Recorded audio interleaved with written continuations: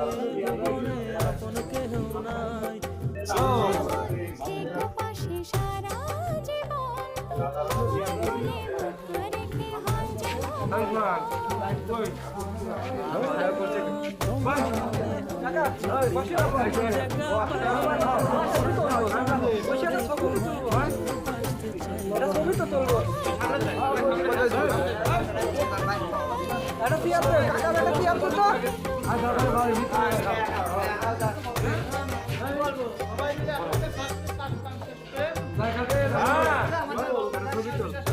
আমাদের চেয়ারম্যান নেতার বাসায় বসে আমরা খাওয়া দাওয়া করতেছি ইনশাল্লাহ ইলিশ খিচুড়ি এবং আমরা জনতার চেয়ারম্যান আমরা আমাদের খাওয়া দাওয়া